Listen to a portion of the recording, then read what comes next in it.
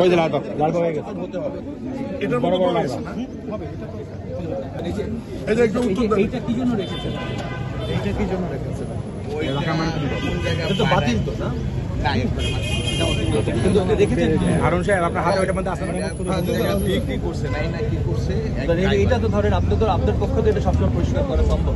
বৃষ্টির পানি পড়ে এই জায়গাটা তো লালবাগ থাকবেই। তারপর এই যে অব্যবহৃত টায়ার, শোনেন, আপনার এরিয়ার লোক কিন্তু এই কমোডার ব্যবহার করবে না, এটা অব্যবহৃত কমোডার, এটা কখনো ব্যবহার করবে না, আপনি এটাকে অপসারণ করেন। এখানে দেখাও আগে যা পাইছো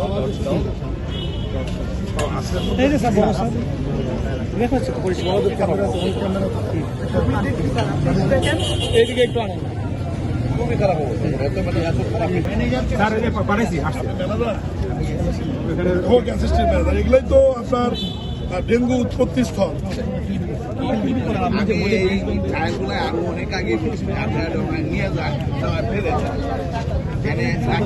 কে করবে এগুলো? আপনাদেরকে তো করতে হবে। বলছি ওইটা থেকে নেন, আপনারা সবচেয়ে সচেতন মানুষ, আপনাদের এখানে যদি এই ঘটনা ঘটে তাহলে কি হবে বলেন?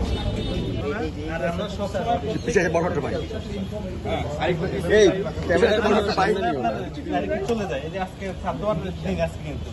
সপ্তাহে 2 বার আমাদের আপনি তো স্কুলে যান না তো? দিয়ে নিচ্ছি আমি নিচ্ছি তো আপনার সমস্যা আমার তো সমস্যা না, আমি তো আপনার সামনে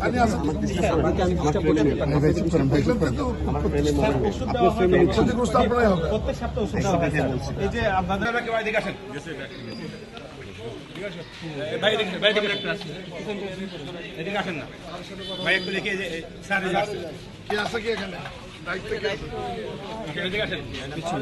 করছেন যে আপনার অসচেতনতার কারণে আপনি এখানে এই পরিবেশ সৃষ্টি হয়েছে, আপনার অপরাধটা আপনি স্বীকার করছেন?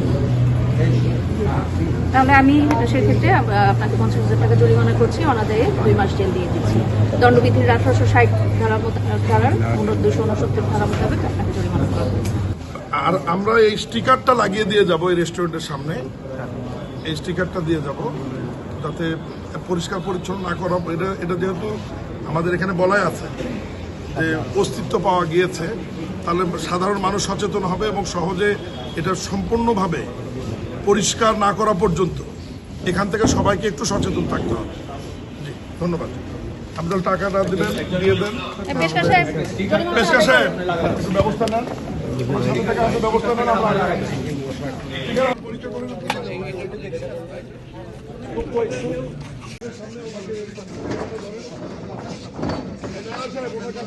অপেক্ষা করলে বলুন।